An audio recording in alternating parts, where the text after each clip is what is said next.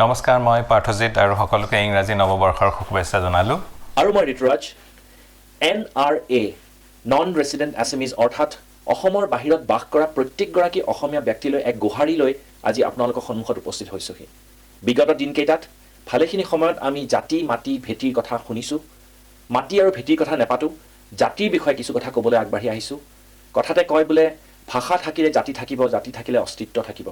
আৰু অসমৰ বাহিৰত বাস কৰি আমিনো কিদৰে আমাৰ ভাষা জননীক আদৰি ৰাখিব পাৰো আমাৰ খুৱলা অসমীয়া মাত কথাক সংৰক্ষণ দিব পাৰো তাৰেই এক প্ৰচেষ্টা দিনটোত 24 ঘণ্টাত ৮৬,৪০০ ছেকেণ্ড আৰু অসমীয়া ৰাইজ আছে বিঅপি গোটেই বিশ্বজুৰি অৰ্থাৎ অসম বা দিল্লী বা বেংগলোৰৰ ৰাইজ শুই গ'লে ডুবাই আবুধাবিত ৰাইজ হাৰে থাকিব ডুবাই আবুধাবিত শুই গ'লে ইংলেণ্ড ইউৰোপ শুই গ'লে আমেৰিকা টৰন্টো নতুবা আমেৰিকা টৰন্টো শুই গ'লে অষ্ট্ৰেলিয়া নিউজিলেণ্ড ছিংগাপুৰ জাপান বিভিন্ন জাগাত থকা বিভিন্ন দেশত থকা অসমীয়া ৰাইজ হাৰে থাকিব আমি এক প্ৰয়াস কৰিব পাৰো নেকি যে আমি যেতিয়াই ইটো সিটোৰ লগত কথা পাতো আমাৰ ল'ৰা ছোৱালী আমাৰ পৰিবাৰৰ লগত কথা পাতো আমি ইটো ক'ব খোজা নাই যে আপোনালোকে অকল অসমীয়াতেই কথা পাতিব লাগে আপোনালোকে ইংৰাজী হিন্দী বেংগলী ফ্ৰেঞ্চ স্পেনিছ দৰকাৰ হ'লে বাংলাদেশী ভাষাটো কথা পাতক কিন্তু গুহাৰিটো এইটোৱেই যে যেতিয়াই অসমীয়াত কথা পাতে সম্পূৰ্ণ বাক্যটো আমি অসমীয়াতে ক'ব পাৰো নেকি দ্যাট ওয়াজ অসম ম্যান হেতুৱে ক'ব লাগেটো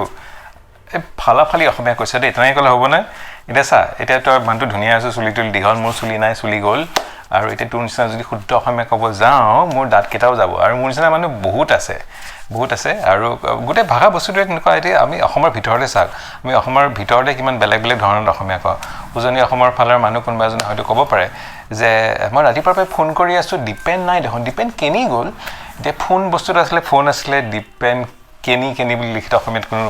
শব্দ নাই এতিয়া নামনি অসমৰ মানুহ হয়তো সেইটো মানে এনেকৈ ক'ব পাৰে যে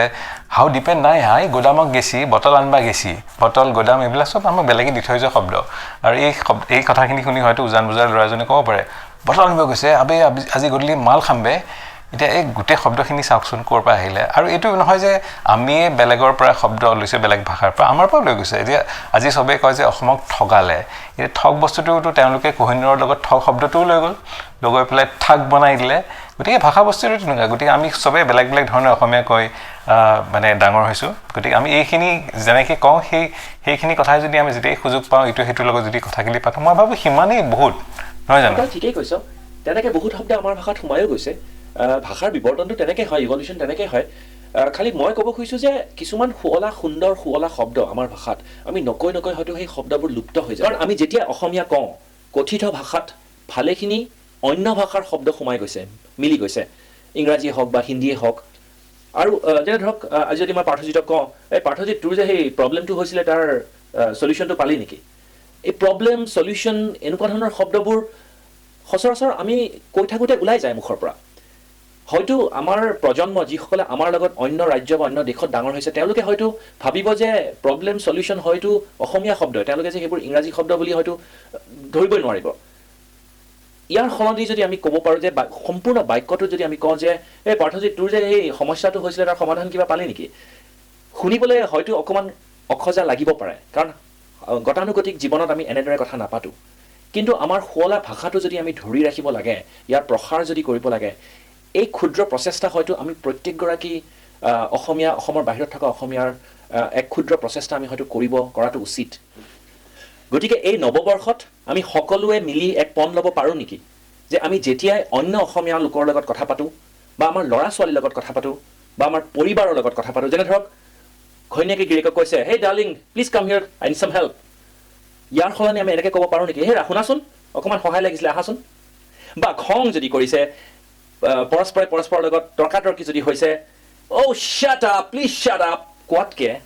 হেৰা অকণমান মনে থাকাচোন আচ্ছা এই যে কথাটো যে ক'লি যে অলপ মনে থাকাচোন এনেকুৱা কথা মানুহক নকবি দেই এইটো নকৰিব দেই ঘৰত ডাঙৰ কথা হৈ যাব আচলতে অসমৰ বাহিৰত থাকি পেলাই আমি এনেধৰণেৰে আমাৰ ভাষা জননীক ধৰি ৰাখিব পাৰিম আমাৰ সুন্দৰ অসমীয়া মাত কথাবোৰ আমি ধৰি ৰাখিব পাৰিম আৰু নেপাহৰিব 24 ঘণ্টাত ৮৬,৪০০ ছেকেণ্ড প্ৰচেষ্টা বিশ্বৰ চাৰিওদিশে প্ৰতিটো ক্ষণ দিনটোৰ প্ৰতিটো ক্ষণত ক'ৰবাত নহয় ক'ৰবাত অসমীয়া শব্দৰ উচ্চাৰণ অসমীয়া বাক্য অসমীয়া কথা যাতে আমি শুনা পাওঁ এয়াই এক ক্ষুদ্ৰ প্ৰচেষ্টা আপুনি মই সকলোৱে যদি মিলি কৰোঁ নিশ্চয় পাৰিম সকলোকে নৱবৰ্ষৰ শুভেচ্ছা যাচিছোঁ আৰু পুনৰ লগ পাম ধন্যবাদ নমস্কাৰ আকৌ সোনকালে লগ পাম